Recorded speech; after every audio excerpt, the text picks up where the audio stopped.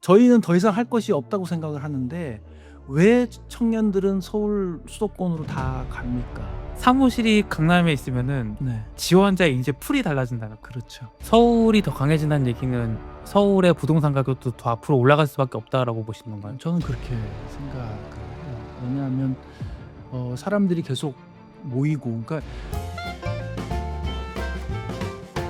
그럼 제가 그 통합된 모습이 궁금한데 네. 예를 들어서 뭐 그 부산과 울산과 경남이죠. 예. 부울경이 만약 합쳐졌다 하면은 예. 이게 일단은 뭐 부산시장, 경남 뭐 도지사, 예. 울산시장이 싹 사라지고 예. 새로 이름이 나와서 예.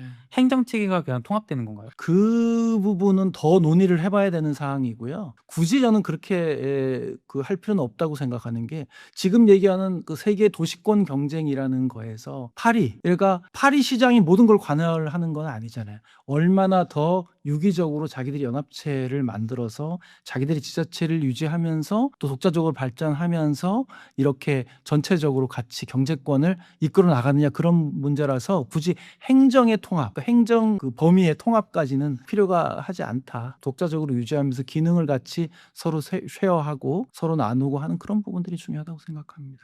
그러니까 이제 행정의 통합이 아니라 기능에 대해서 그렇죠. 일단은 대합의가 필요하고 그렇죠. 거기에 맞춰 자원을 배분하는 게 그렇죠. 필요하다. 그렇죠. 맞습니다. 이거는 어떻게 보면 이제 지자체장의 의지가 제일 중요할 수 있겠네요. 그냥 단순하게 뭐 법적으로 뭘 하는 걸 떠나 가지고. 그래서 지금 뭐 아예 행정 통합한 게 이제 전남 광주가 아예 통합을 했는데 그 방향도 또 테스트를 해 보고 또 여기서 불경 메가시티로 해서 또 만들어 놓은 것도 하고 필요하면 행정 통합하는 것도 또 검토해 보는 거고 그러니까 여러 가지 그런 거에 대해서 뭐 이렇게 딱 정해 놓지 않지만 기능의 구분 그리고 서로 연계하는 부분들은 앞으로 나가야 될 방향이라고 생각합니다. 그러면 이제 서울에서 여쭤보고 싶은데 네. 서울은 지금 어쨌거나 대한민국의 그 가장 중요한 도시고 그리고 이제 뭐 서울의 인구라든지 경제력 이런 게 다 대한민국의 대부분을 차지하고 있잖아요. 네. 이 서울은 앞으로 이제 이 정도에서 한계가 올 것 같으세요? 아니면은 이 구조를 넘어서서 더 강한 도시로 될 것 같으세요? 서울은 앞으로 더 강해지죠. 그러니까 지금 상태를 놔두면 더 강해지죠.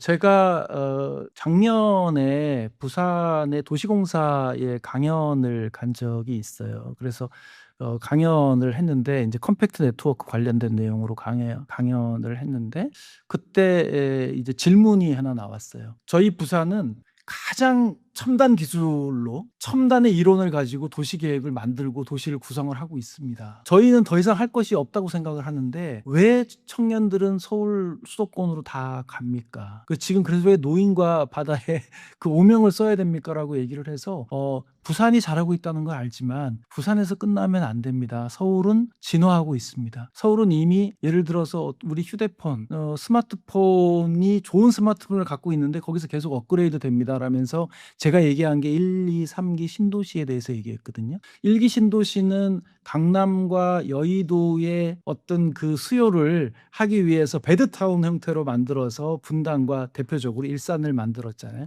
2기 신도시는 야 그러면 안 되겠다. 이게 우리도 자족 도시가 필요하지 않느냐 해서 2기 신도시는 조금 멀지만 동탄 그리고 판교가 대표적으로 거기에는 산업이 같이 끼었잖아요. 근데 3기 신도시는 직주락이 같이 하는 그런 이제 도시가 된 거죠. 진화하고 있는 거죠. 그래서 직장, 뭐 카카오나 이런 거에 왕숙 같은 경우는 그런 거에 해서 앵커 기업을 가지고 오고 또 이제 크게 얘기해서 제가 얘기한 앵커 수요라고 하는데요. 이제 앵커 기업, 큰 기업들만이 아니라 다른 뭐 행정기관이나 여러 가지를 포함해서 그 지역을 기본적으로 먹여 살릴 수 있는 어떤 수요를 갖고 왔고 그리고 더 나아가서 이제 젊은 부부들, 젊은 엄마들을 위한 그런 그 것들이 AI나 이런 것들이 엄청나게 많이 들어가고 있어서 이렇게 진화하고 있기 때문에 사람들이 서울로 몰 수밖에 없습니다. 그래서 서울하고 똑같아지려고 노력을 하지 말고 좀 다른 특별한 거를 좀 가지려고 노력을 하셔야 됩니다라는 그런 얘기를 했거든요. 서울은 더 강해집니다. 그래서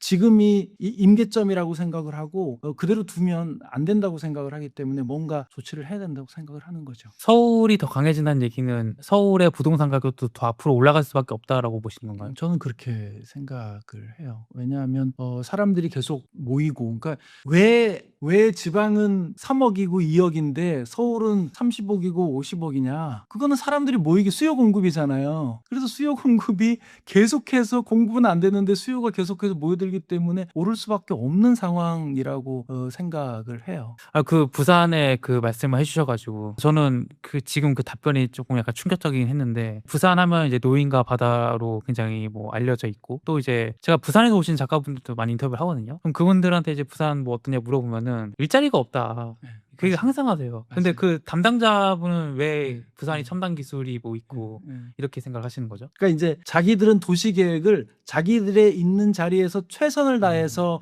도시를 만들고 구성하고 또 100층짜리 해운대 멋있는 건물도 짓고 하는데 왜 떠나느냐? 일자리 없는 거 맞아요. 거기가 아마 100대 기업 중에 4개인가밖에 없는 10대 기업은 아예 없고요. 뭐 그렇게 일자리가 없는 게 맞아요. 그럼 박사님께서 보시기에는 부산하면 그래도 우리나라 뭐 제2도시에 속할 만한 도시인데 예. 왜 대기업들이 가지 않은 걸까요? 대기업은요, 서울로 모입니다. 서울의 대부분의 그 강남이라는 그 네임 밸류가 그걸 놓치기가 굉장히 어려운 거죠. 그리고 이제 뭐 공항도 있고 인천에 가깝게 또 항만도 있고 이런 부분 때문에 그렇고요. 이게 그 제가 대기업들이 얼마나 그 서울을 선호하는지를 보면, 제가 이제 서산 쪽에서 산업단지를 만들고 지금도 서산에서 뭐 이제 작은 사업을 하고 있긴 한데, 거기서 얘기가 뭐냐면 대산단지가 한 300만 평, 400만 평 되는 대산단지에 큰 회사들이, 엄청나게 큰 굴재 회사들이 있어요. 뭐 삼성도 있고 하나도 있고 롯데도 있고 뭐 다 있는데, 그 회사들이 본사를 서산으로 이전하라고 해도 절대 이전 안 합니다. 서산에서는 그 국세 있잖아요. 국세. 그거를 서울에서 다 내고 자기들은 지방세 조금 분배 받는 시기예요. 큰 기업들이 가동하면 뭐 하냐. 그런 시기거든요. 그래서 안 가려고 그래요. 서울에 대한 네임 밸류가 있어 서울에 많이 있으려고 하는 거죠. 실제로 제가 알기로 이제 박사님께서 이제 기업에 계셨을 때 인사 담당을 인사 맡으셨어요. 예.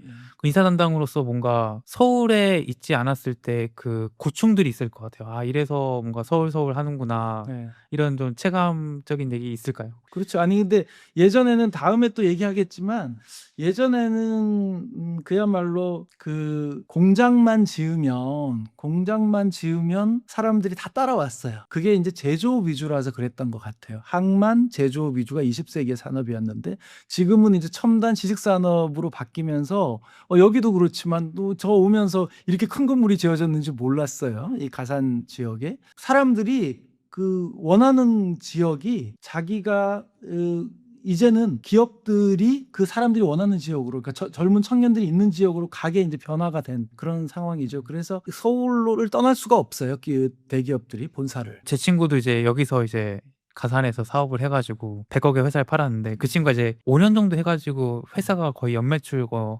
300억까지 올랐으니까 굉장히 컸죠. 그래서 채용을 하는 과정들을 얘기해 주는데, 이 가산에 있으니까 지원자들이 전부 다 인천 아니면 수원에서 온다는 거예요. 근데 이제 그 친구가 이제 심각하게 가산에서 뭐 몇백 평짜리 이제 그 사무실을 쓰다가, 아, 이 돈이면 이제 강남을 갈까? 이제 근데 강남은 훨씬 임대료도 비싸고 이제 그럴 거 아니에요. 그거 왜 비싼데 왜 뭐하러 가려고 하냐 했더니, 그 친구가 얘기한 부분이 사무실이 강남에 있으면은 지원자의 이제 풀이 달라진다는 거. 그렇죠. 예, 그 친구가 그걸 고민 많이 했거든요. 그러니까 말씀하신 게 지방에 있을 때랑 뭔가 서울에 있을 때랑은 같은 조건에 같은 연봉 같은 일이라 할지라도 이 지원자의 인재 풀이 달라지는 그런 부분들을 아마 맞습니다. 많이 느끼지 않았을까. 맞습니다.